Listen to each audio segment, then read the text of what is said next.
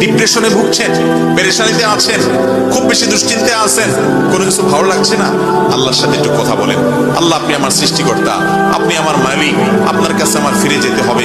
আপনার কত অবাধ্য হয়েছি, কত নাফরমানি করেছি, কত সীমা লঙ্ঘন করেছি, কত নির্দেশ অমান্য করেছি, কত নিষেধ লঙ্ঘন করেছি। আল্লাহ, এগুলোর জন্য পাকড়াও করলে আমার কোনো উপায় থাকবে না। মালিক, এখনো নাকের ডগা নিঃশ্বাস আছে, এখনো ক্ষমা চাওয়ার সুযোগ আছে। আপনি ক্ষমা চাইলে ক্ষমা করে দেন। আমি তওবা করছি, আর কখনো নির্লজ্জ কাজ করব না, আপনার নাফরমানি করব না। আপনি আমার অমুক পাপটা মাফ করে দেন, তমুক পাপটা মাফ করে দেন, আমাকে পাপ থেকে বাঁচায় রাখেন। আল্লাহ, আপনি আমাকে হেফাজত করেন। আপনি হেফাজত না করলে আমি নিজে নিজে বাঁচতে পারবো না। মালিক, আপনি রহম করেন। আল্লাহর সাথে একটু কথা বলেন। আল্লাহর কসম, সালহাতুস সঙ্গে বুদি দিল খারাস, আজমুদে এক জামানা খাকে বাস। পাথর হয়ে বহুদিন ছিলেন ভাই, একটু আল্লাহর সাথে কথা বলেন, চোখের পানি ফেলেন, দোয়া করেন, বিশেষ করে ভোর রাতের দোয়া। ভোর রাতের দোয়া এটা